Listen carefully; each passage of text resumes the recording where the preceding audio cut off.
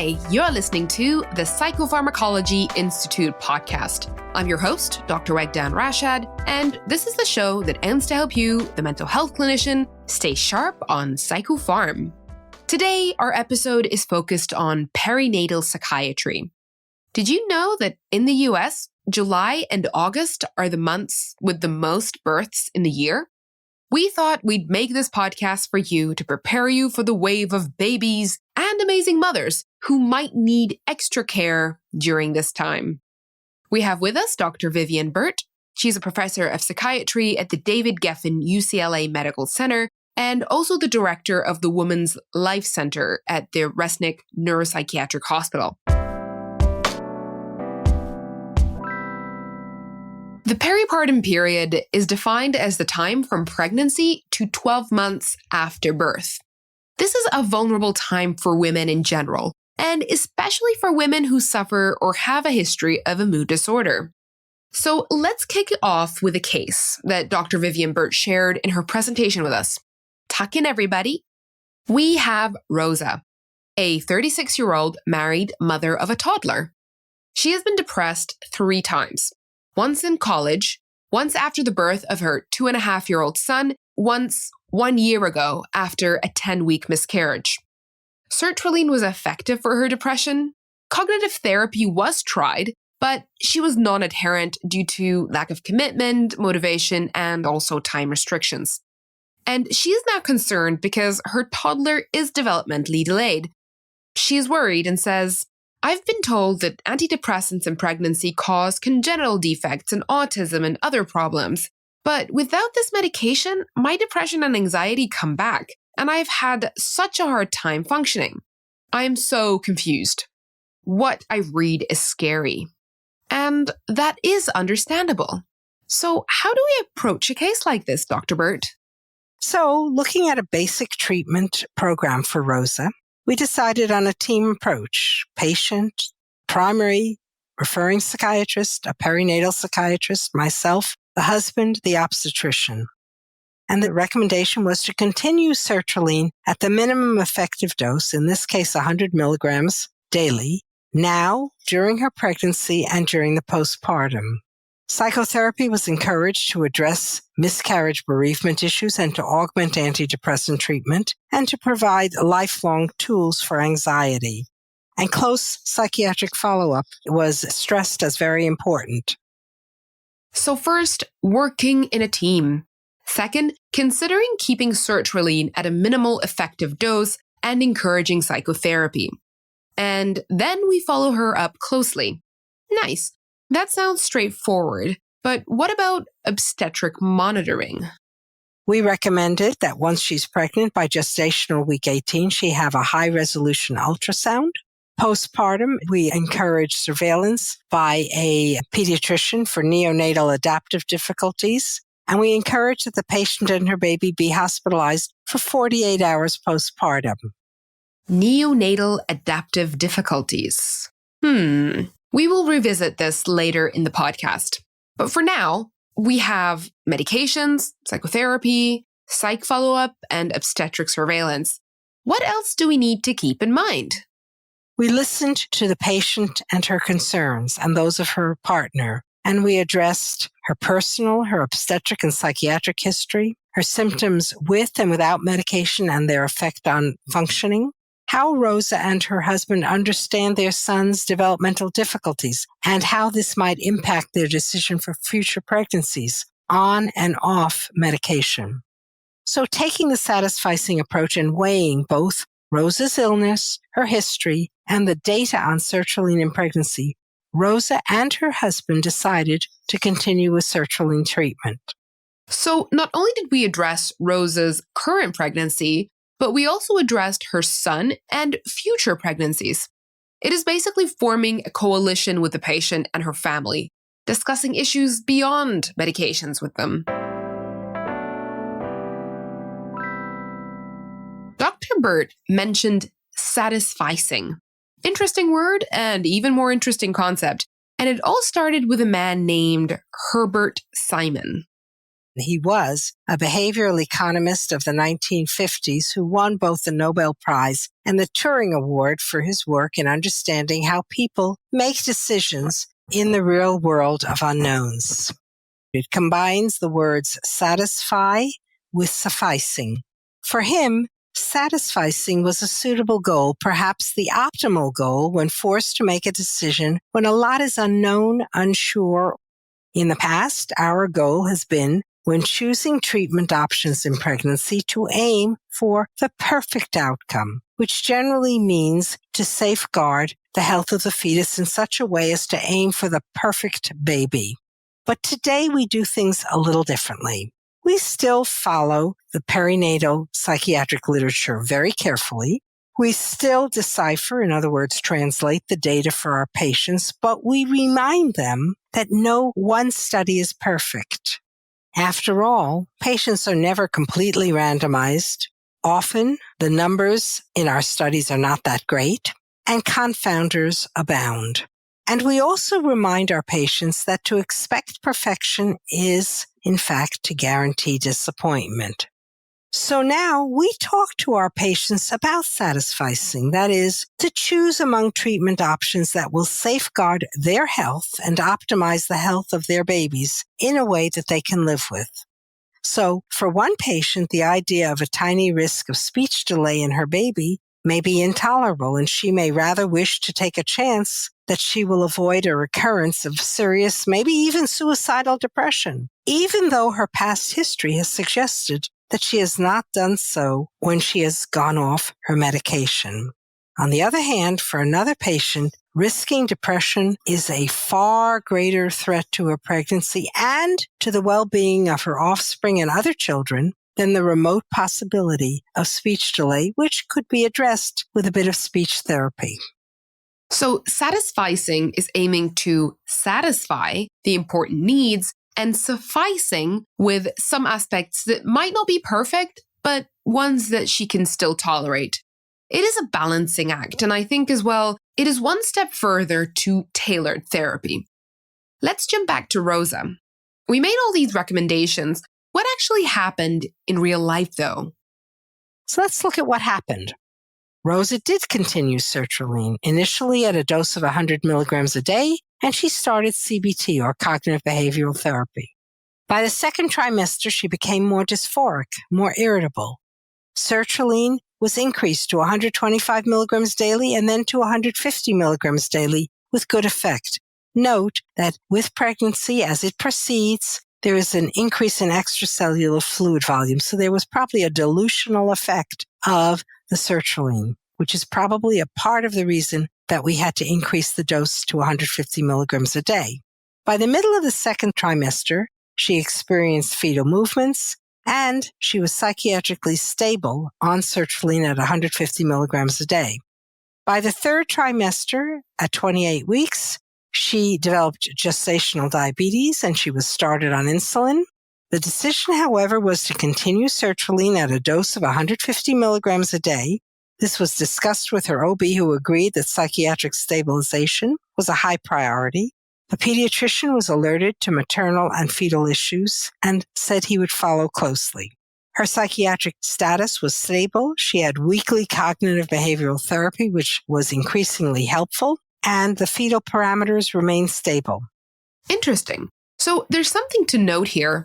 Sertraline at the regular dose was less effective because of a dilutional effect, most likely. So we needed to increase her dose from 100 to 150 milligrams. To continue the story, at 37 weeks, Rosa gave birth to a healthy baby by vaginal delivery. Shortly after the birth, though, they noticed a transient increase in breathing rate and occasional jerking. He was placed in a special unit of the nursery for observation, and 12 hours later he stabilized, and he had no more breathing problems. Phew. For Rosa, 1 week postpartum, her gestational diabetes had also resolved. Remember when I said earlier that later we will elaborate more on the phrase neonatal adaptive difficulties? Well, the time is now. And this occurs in about 15 to 30% of cases where there has been exposure in the third trimester to antidepressants, particularly serotonergic antidepressants. And what we see sometimes is transient perinatal adverse events, things like jitteriness, poor muscle tone, weak cry, respiratory distress, sometimes hypoglycemia, difficulty feeding, and very rarely seizure. This is usually mild, temporary, dissipates, it says within 2 weeks, but really generally within hours. What we recommend is that infants exposed to antidepressants ought to be monitored after birth for 48 hours for additional care as needed. So up to a third of women exposed to serotonergic agents in the last trimester can have babies with transient neonatal adaptive difficulties. Interestingly, studies have shown that babies affected are no different from unexposed babies in terms of intelligence, depression, or anxiety, even at ages up to 4 or 5. What are other neonatal concerns regarding the use of antidepressants in pregnancy? What about miscarriage risk or risk of a teeny baby?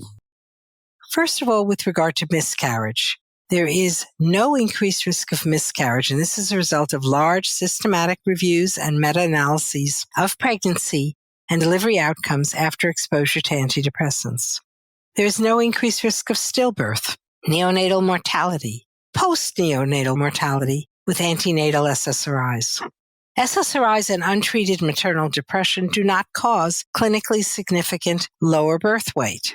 And there is a small, statistically significant, but probably not clinically significant reduction in the length of gestation of about 3 days with antidepressants and/or depression exposure in pregnancy. So apparently, there is little evidence to say that mothers who take SSRIs during pregnancy are more likely to have a miscarriage or a stillbirth, etc. There is some evidence that antenatal SSRIs, though, can reduce the length of gestation by about 3 days. Another thing I read about was the risk of persistent pulmonary hypertension of the newborn, PPHN. That was thought to be possibly associated with SSRI use in the last trimester. It can occur even with no exposure to anything. But in 2011, the FDA updated their statement on the internet to say that after reviewing different studies, quote, it is premature to reach any conclusion about a possible link between SSRI use in pregnancy and PPHN. They recommended that healthcare professionals not alter their current clinical practice of treating depression during pregnancy. So again, not enough evidence to alter practice. The discussion on psychotropics in pregnancy is an interesting one. We have a presentation with Dr. Marlene Freeman on postpartum depression and how to approach it. Do check it out. Let's revisit Rosa and see how she's doing now. During the postpartum, the patient continued sertraline at 150 milligrams a day, and overnight baby nurse was secured for 4 weeks. Mother-in-law and mother provided additional daytime assistance with the older child and the baby for 3 afternoons a week for the first 3 months. Mom breastfed for 3 months with supplemental feedings, and we discussed with her the safety of sertraline in breastfeeding at that time. She did decide to wean after 3 months due to the effects of sleep deprivation. CBT, or cognitive behavioral therapy, helped her appreciate the breastfeeding she did accomplish while not blaming herself for stopping at 3 months. At 6 months, the baby and the older child were all meeting developmental milestones. Rose relaxed. She was happy. She was able to care for her 2 children with the help of her husband and a babysitter 3 afternoons a week. An IUD was placed because she no longer wished to have any more children. She now had her family of her husband and 2 children, which is what she had wanted. So we kept Rosa on the dose of sertraline that worked for her during pregnancy, and we still continued with postpartum CBT. Notice how her family circle was involved in this formulation. Now, sleep deprivation can be a big precipitating factor for depression in women in the postpartum. So arranging effective ways to feed the baby at night can make a huge difference. And so on the subject of sleep deprivation, we can talk about breastfeeding. breastfeeding issues were discussed, and the patient was encouraged to breastfeed if she wished, but we also gave her permission to supplement with formula and also to stop at 3 months because she was so sleep deprived. And then we did what we could to address the need for child care help, both privately and in terms of what she could afford. We can't assume that the mother will want or can breastfeed. It is a discussion, essentially. As you see in the case of Rosa, 3 months in, she discontinued because of sleep deprivation and how it was affecting her. Providing alternatives and keeping the satisficing approach in mind can help. Next, I asked Dr. Bird if she had any take-home messages for us. What can we say? Well, first of all, maternal stress and depression during pregnancy are associated with serious maternal illness. Secondly, stopping antidepressants in pregnant women with serious depressive illness is associated with a relapse of depression. Third, depression during pregnancy is associated with an increased risk for poor obstetrical outcome. 4, depression during pregnancy increases the risk of postpartum depression. And 5, the expectant mother's health is important for the health of both mother and baby. I will conclude by reminding you that we have published 2 articles in the Washington Post, one in January of 2017, the other in March of 2017. The first, The Good Enough Mother Begins in Pregnancy, and the second, Doctor says when it comes to breastfeeding, your health and happiness matter as much as your baby's.